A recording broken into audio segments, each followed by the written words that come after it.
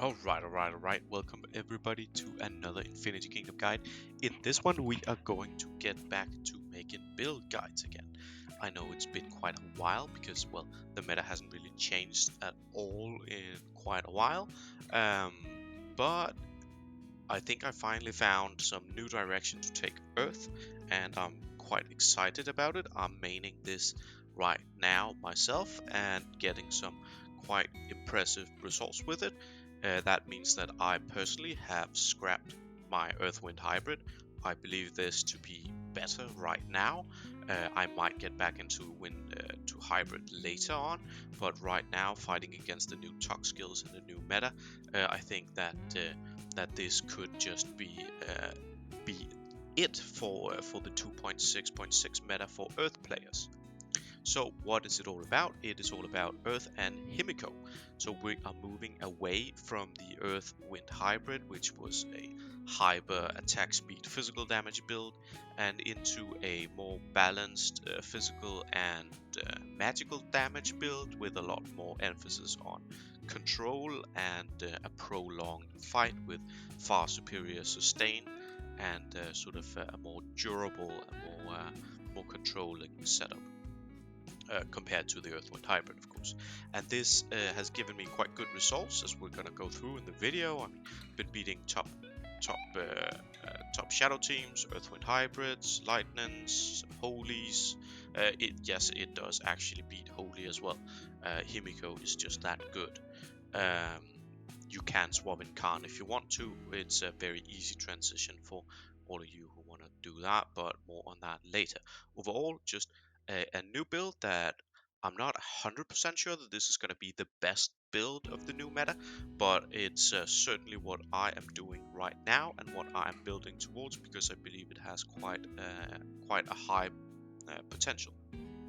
So in this 2.6.6 meta, we've seen. I'm not the first one to run Earth Himiko. I think it's on quite a few servers, but this is going to be sort of my take on it and my build. It has been making quite a splash in PvP. I've been doing quite well in Arena with it, and it's been doing well for me in Thrones. I'm looking forward to the next SVS season, where I'm gonna run this as a main as well and see how does it compare to the meta of other servers. Because me sending something that works on my server, that's great, but it might not work on yours. And just to make it very clear for everybody, this is a spender build. You're not going to get far without Himiko, of course. You're also going to need unique artifacts to really max it out.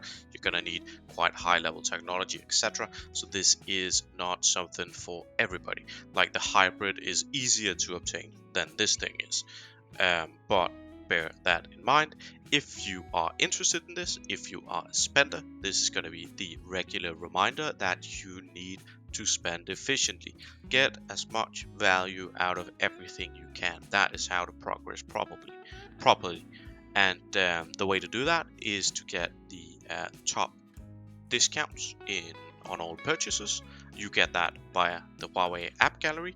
Not only can you ensure that you get, are charged in your local currency instead of some high currency if you're doing Apple stuff or something else, because you do swap in countries in the Huawei AppGallery app, but you can also take advantage of the awesome Spend and Earn campaign, which as always saves you 20%. How it works is that you buy things and you get a flower for every dollar spent. Those flowers can be redeemed for coupons, which are used on new purchases to reduce the price. You can get up to $100 coupons, which are really good. So you get a total of you get 20% back via these coupons. That's great, in addition to the cheaper purchase costs for many of us anyway. So that's basically how it works. You buy stuff and get flowers, and you redeem them for these coupons, and you do all of this in the Huawei AppGallery app. So what you want to do is you really want to save some money, and you want to install the AppGallery app. You want to find the Discord for the Huawei. It's in the show notes, the links in the description, and you can find everything there, how to install, etc. You can also participate in the giveaways, in the campaigns, in the everything fun stuff that the team at Huawei is doing. These are free, so if you are a free-to-play player watching this video because you think it's interesting, cheers, and go ahead and join the Discord anyway, because there are free to join campaigns which will earn you some nice rewards. So join up, and just remember, when you are spending, don't spend inefficiently. Get the value from these campaigns. Anyway, let's get on back to the video. So ultimately, this, it's a difficult thing to determine what is the best team in a certain meta. I'm not confident we can even say that the Earth-Wind hybrid has been the best team, because there has been some, Earth Lokis and some Holy Lokis and stuff like that has been competing with it quite well. I know a few Lightnings has been countering it as well, but it's definitely up there as one of the best builds of the 2.5 meta. But with patch 2.6, meta shift is expected. With the new talents, with the new talk abilities, tower knowledge abilities out, with the new immortal technology, the end ones, it's kind of it seems like the development team is trying to force a push towards more viability for magic damage and for more counter options against high attack speed builds. So this is my answer to it.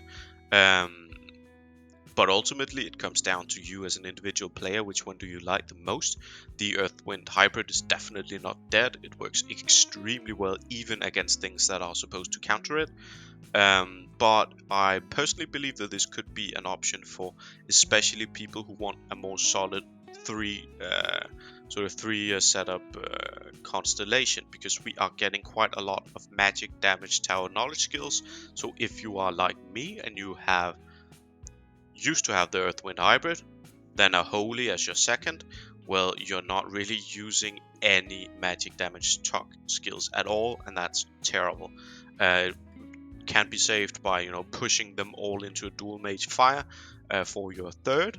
That's what I've been doing so far, but I think that using some of the top tier tower knowledge skills in your main and second team is just a better spread.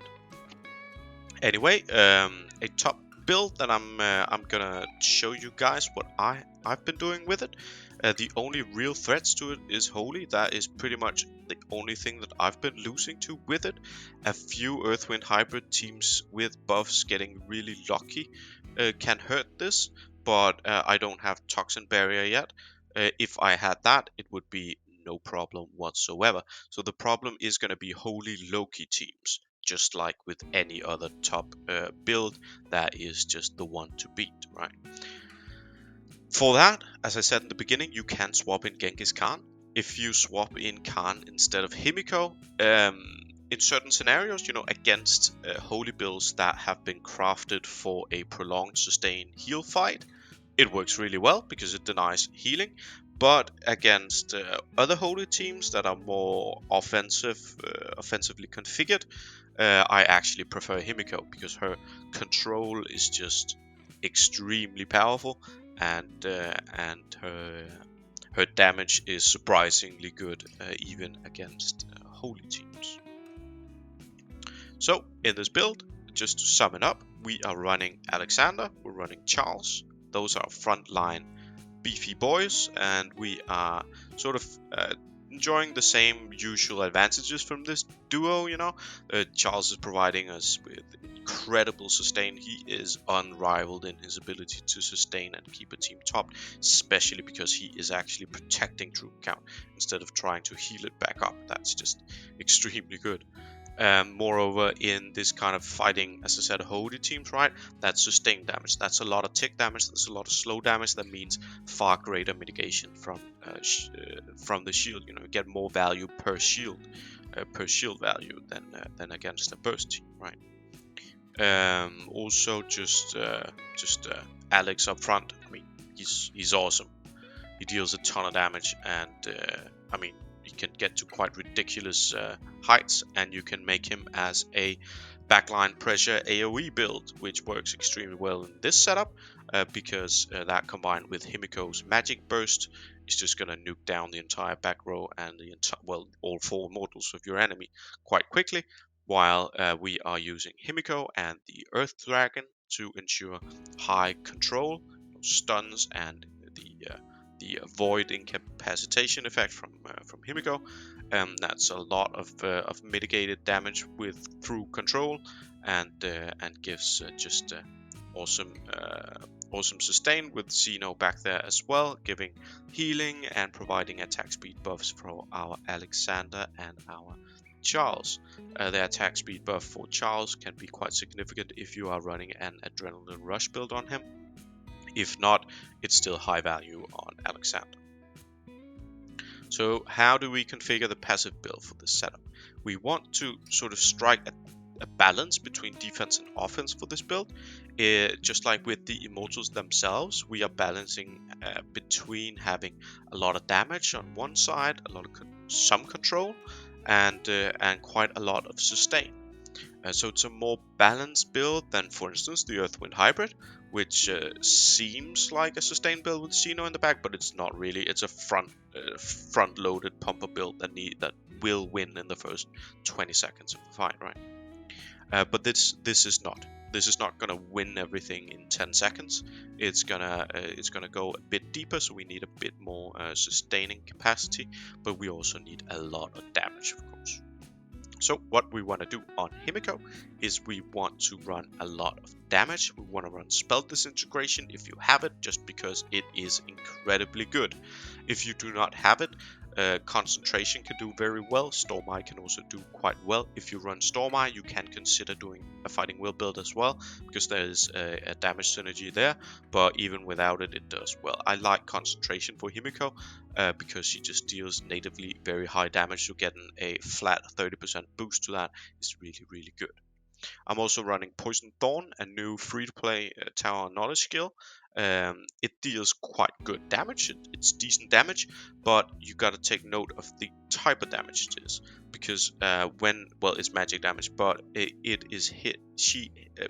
Poison Thorn is applied on the enemy with the highest physical attack. That means that the biggest threat is also the one taking the damage and being reduced in troop count. So the damage value that you get from just looking at a battle report saying, oh, it did this amount of damage, that doesn't actually tell the entire story. Poison Thorn is better than a Annihilation, for instance. If they deal the same damage, then Poison Thorn has the advantage, just because it deals damage to the most important enemies. But it also have healing damper, and that is quite massive because we do not have a Quinn, we do not have a Khan natively in this setup, so we don't have access to wounds. That's a big deal in Infinity Kingdom because healing can quickly ramp up and go quite nuts. So having a damper on the most important enemy is just extremely powerful. Lastly, Annihilation just completes up this DPS-centric setup because it is just an amazing AoE ability. For Zenobia, we are running full support, Berserk with the small leech, but more importantly the attack speed, Wine and Dine just to beef up the damage of those we heal, and Assist to protect our dear Himiko, because yes, we do need Himiko to stay as high as possible on troop counts at all times. On the frontline duo, we have Alexander with Wind Rage if you have it. It can be gained through the SVS for free, but not everybody have it. So you can also run Anger, or you can run Duo Master or Combo in this spot, depending on sort of what you want and what your enemy is like. If you have Wind Rage, go for it. If you struggle against wounds, do a Duo Master. That's securing some healing on your Alexander. Very good. If you got neither and want, damage, Anger or Combo can also be great options here. We are also running, and we're running Heavenly Thunder here. We're also running Cleave, and Heavenly Thunder and Cleave combined are just extremely solid AoE pressure. You're gonna be dealing out a lot of damage to all the targets that Alexander are not damaging himself, which fits quite nicely with the AoE capacity of Himiko. But do take note that in my build here, Wind Rage and Heavily Thunder Cleave obviously synergize very, very well, because Heavily Thunder and Cleave does proc off of Wind Rage procs. But running Heavily Thunder does require you to have the magic attack perks from your Dragon Tree. So you want to do that, and you also want a solid unique artifact for your Alex, preferably one with attack speed bonus. On Charles, you want to run Oaken Guard. You want to do that to boost the physical defense of our team. We are primarily facing physical damage enemies. That is just how it is, and Oaken Guard is extremely powerful. Malice is just awesome because at higher levels you are near crit immune, and that's just great. Also, it just smooths out the incoming damage stream, and that works very nice in combination with the shield ultimate ability. In the last part, that's a bit more tricky. You can change this around quite a lot, depending both on personal preference, but also on the meta of your particular server or battle group. So if you are facing people that do this and do that, etc. First up, you can run a version with Lifelink. This turns Charles into sort of a secondary damage dealer. It works quite well against enemy single target nukers, such as enemy Earthwind hybrids. Or you can equip a Toxin Barrier here. Same kind of thing. It works extremely well against a attack speed centric frontline. You can also choose to run a more defensive version of the build, where you provide Adrenaline Rush for your Charles. That just increases your healing, your shields, the time it takes for you to cast another shield, and against some enemies, some AoE enemies that don't deal high burst to a single target, but deal AoE to everybody, then having more shields can really bolster up your defenses. Third up, Fighting Master, in case you need control immunity and just that added damage reduction to keep Charles' troop count high and the shield values high. I personally prefer Fighting Master. That's my choice, but that's also because I'm up against a lot of Earth builds, a lot of Earth Dragons, that is, which just means that stun immunity is very, very powerful. If I had Toxin Barrier, I would probably be running it here. Anyway, that is all for this build as you've seen it, and as I've been hinting at, it performs very, very well. I've been doing quite well with it this far, and it's not even maxed. I'm beating enemies I couldn't with my Earthwind hybrid, so I think that's quite impressive. And I think it's going to be even better once I finish up upgrading it, because I do have quite a lot invested into Quinn and Barker, and with that melt cooldown, it takes a while to swap into something new. So it's only going to improve from here for me, but I'm already getting quite impressive results. Is this going to keep being the case throughout patch 2.6.6 meta? I don't know, but for now it seems quite solid. I have a feeling, it's a feeling, so I mean, take it for what it is. But I think that this could be the best right now, and once level 60 is unlocked, we're gonna see a swap back into a more physical dominated meta. That is what we've seen before, and possibly what is gonna happen again. But for now, I really, really like this team, and I thought I'd share it with all of you. I am Myrak, I'm from server 105. You can find me there, you can find me on Discord, you can find me on the IK Wiki website, and right here on YouTube. That's all for now. Thank you, and see you on the next one.